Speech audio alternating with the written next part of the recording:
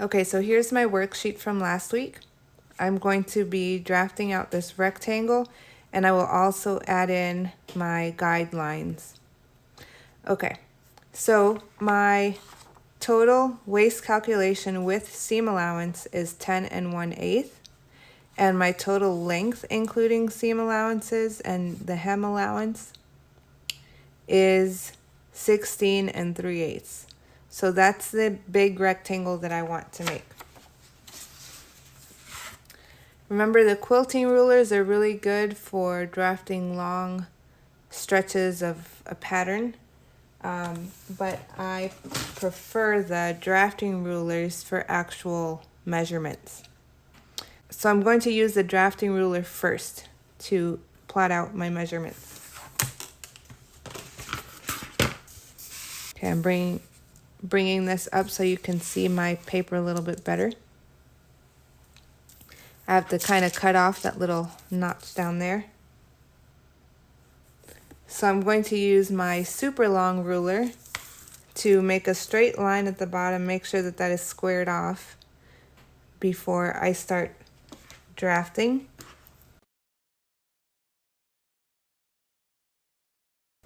Okay, you can either mark it with a pencil like I did and then cut it, or if you have a rotary cutter, you can just cut it with the rotary cutter, which is what I'm going to do. This paper is so thin, I don't really mind using my rotary cutter for it.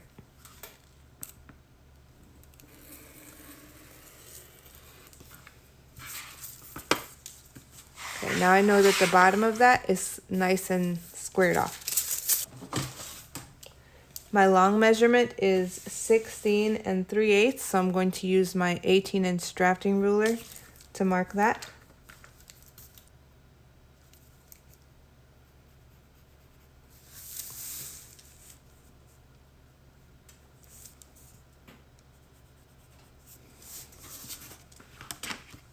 Okay, that's 16 3/8, and I need it to be 10 1/8 wide in this direction. So I'm going to take my drafting ruler and make it 10 1/8.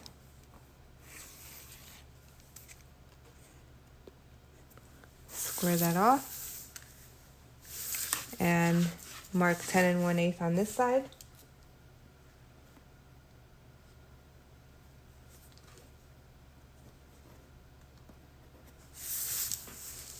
And then just connect those lines.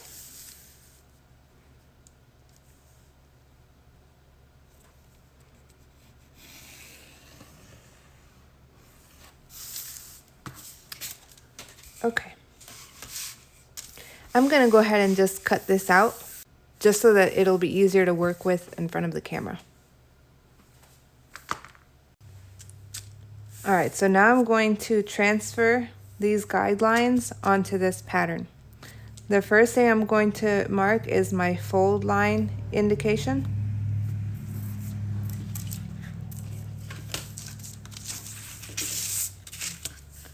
So I'll just, I'll make a mark about 3/4 inches in. It doesn't have to be exact.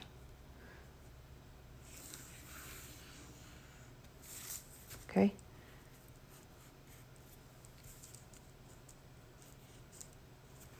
That tells me that this edge is going to be a folded edge of fabric.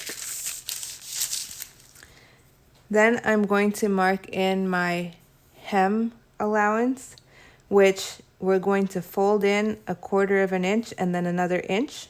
So I'm going to mark both of those lines.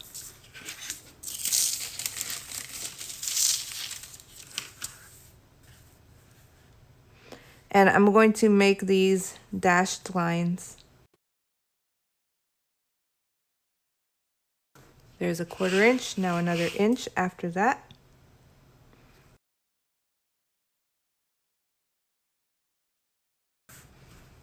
And I can write hem in there. And I can put 1 inch and 1/4 inch. Then I'm going to add my side seam allowance, which is 1/2 inch.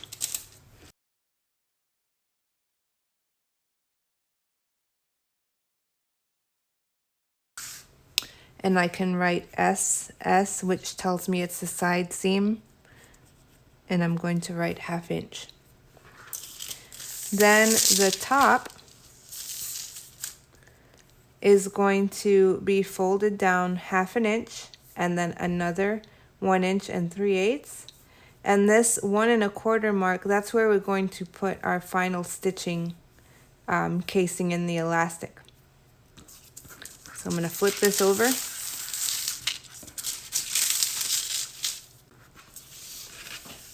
And I'm going to mark 1/2 inch. Then another 1 inch and 3/8.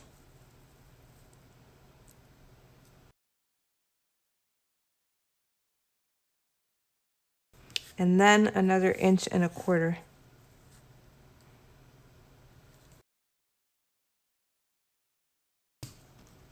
Kind of extends into my fold line there, that's fine. And I'm going to write those measurements in there. 1/2 inch, 1 3/8, 1 1/4.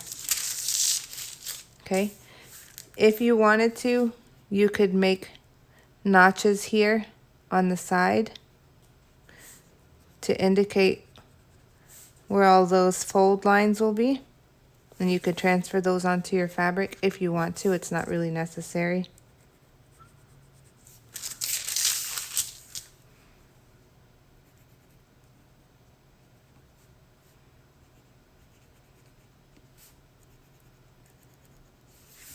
These would typically look more like a V in a commercial pattern. But I usually just do a little slit where I can just snip the fabric. And you would not put notches on this side because that's going to be on the fold. You don't want to put notches there. These will be within our seam allowances, so you won't see those in the final product. Okay, then you could label this skirt. I'm going to just label it by the size that it's going to be because I'm not making it for someone in particular. But if this is for you, you could write your name. If it's for somebody else, you could write their name and write the date so you can keep everything organized. So I'm going to write waist, 22 inches, length, 12 inches. And those are my final measurements. And now we've come to the point where we take this pattern and use it to cut out our skirt and understand what exactly it is that we're going to do, where we're going to press and sew, etc.